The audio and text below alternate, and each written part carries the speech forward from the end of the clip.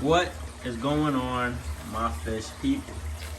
We are in the galley checking the tank out and to talk about today's video and what's to come. I hate that glare. I think I'm gonna do a black background on this. Yeah.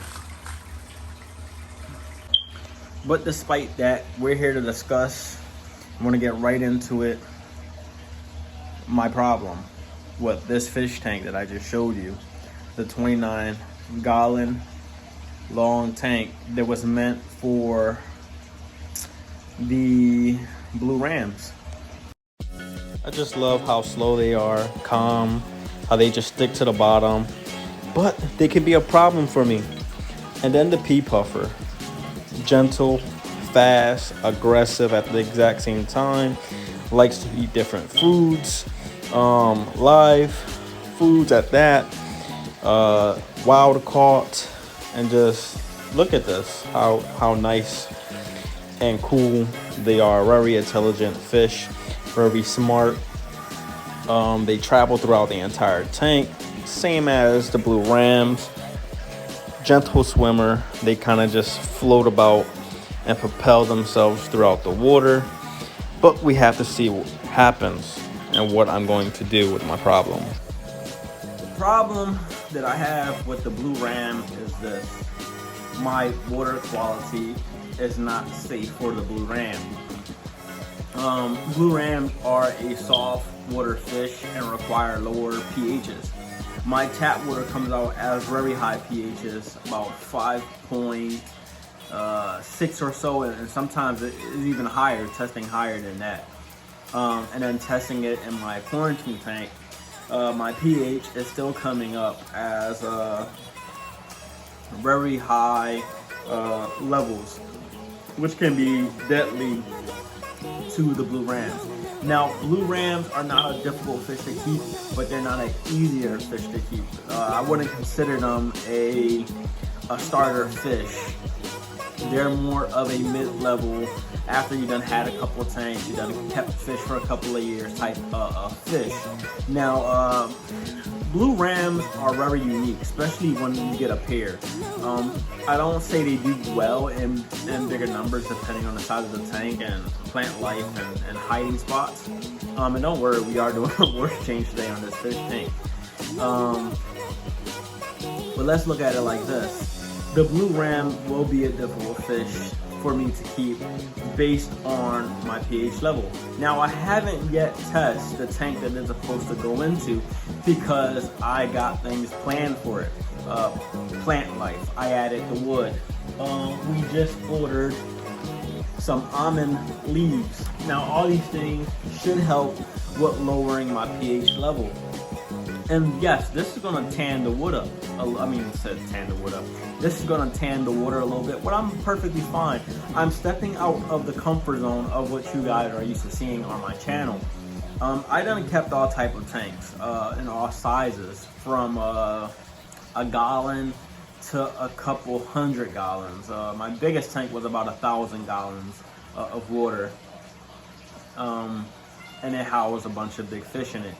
And that's what I want to do in this space that I am now. Not 1,000 gallons, because that's too big for down here. But I'm thinking the largest down here will be maybe 100 or 200, depending under how the remodel goes.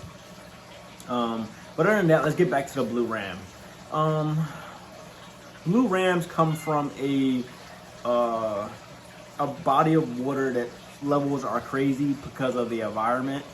And fish keeping, I was about to say housekeeping, but in fish keeping, your water level is usually the same. And usually fish adapt to that level, you know? But rams are not one of those fish that just adapt very easily to your pH level. I always say don't chase numbers. Chasing numbers will kill your fish quickly. What are they called though? What are you doing? Don't mind the mess back there either. We're getting busy down here. I've been doing a lot of movement, a lot of changing down here. But that leaves, if my pH level is an issue and the ram is going to struggle living in these harder waters, what about the fish that are supposed to go with it? A lot of the fish that I'm planning to get are okay between 6.5 and 7.5. They're just about there. They do well in there. Same thing with the temperatures. They're good with anything from 72 to 82. And that's where the ram is good at when it comes to water temperature, is 82 to 86. They like hotter water. That's where they breed at the most. And what a lot of people don't understand is these rams are bred in farms or in your mom and pop stores at a different pace, and they get to your neighborhood store like your Petco and so on and so forth at 72. Now, mind you, rams only live for 2 years, about. But there's no real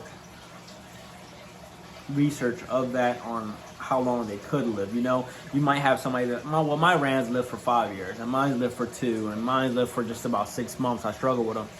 And the reason for this is because rams breed about 400 eggs. They can lay about 400 eggs. They like hotter temperature water, which kills them a lot faster. The water perimeters, pH, and so on and so forth.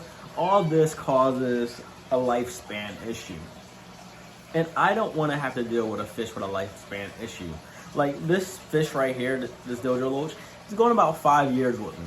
And they live roughly about 5 to 7 years. And they get bigger than that. If I upgrade him to a bigger tank, which eventually he's going to a 55-gallon tank, he will get a lot bigger than what he is. I think he's roughly about 6 to 7 inches. About. Maybe 6. But the next fish that I'm thinking if I can't get the blue ram, which I'm thinking I might still do it, but not in this tank and not so soon. Blue rams do better in tanks that are already established. A couple months in, they're doing real good. And I think that's what's going to happen. If I do go the route with getting the blue ram for the tank down below, it will be after several of months. So you'll be watching me add fish into this and progress this tank over time. The other fish is the pea puffer.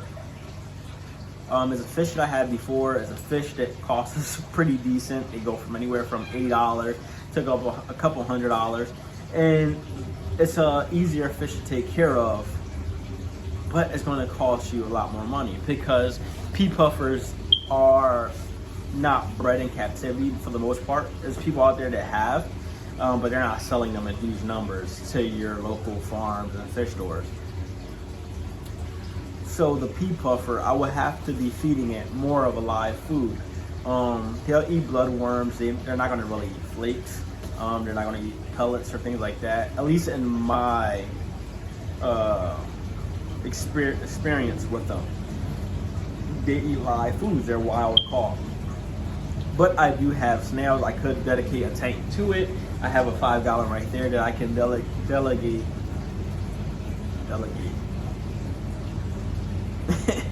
I can house snails and breed them and have a supply of snails to my pea puffers. And I'm thinking that's where I'm leading at, to pea puffers. So I'm stuck between pea puffers, blue rams, and when and how to get them and my water levels and pH. Now you're probably thinking, well, how are your other fish living in these harder waters?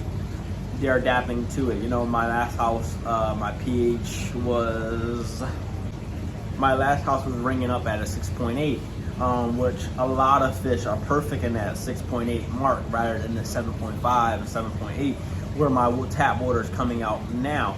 Now I can go and get a gadget that will make my water softer, and just connect it to my house or make a separate water system down in the basement. And all that is in the longer run of housing fish down here. Because as we know, I run a racking system along here and maybe another one here, along with this racking system here. And once I clear this area out and this area out, that's more tank space, so on and so forth. This tank will be going through a remodel. I already looked at the rock today and planned ahead. more plants are on the way for this tank. And we got the almond leaves. Almond leaves are really big. I thought they were gonna be a lot smaller. But blue rams or pea puffers. I think pea puffers will be perfect for this tank because they like these little dark hiding spots, as you see all in there. I don't know. I just gotta see how things go. And I do wanna run CO2 on this tank. I already started the process of this. Pea puffers are just a very smart, intelligent fish. They do better with a pair or just solitude by themselves because they can be aggressive. They can nip. They have sharp beaks. So, you know, they can be a problem. What are you doing? Do you want to drown? See, I told you cocoa was going to be a problem for down here. There's no fish in there. Quarantine tank.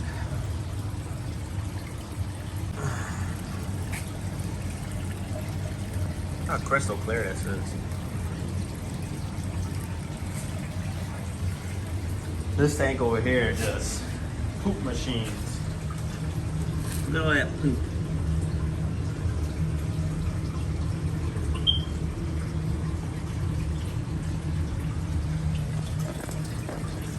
Yeah, but I'm stuck in between that asset of what fish to get and will it do fine. You know, I can't just take the risk with the blue German rams, but they're pricey fish, you know.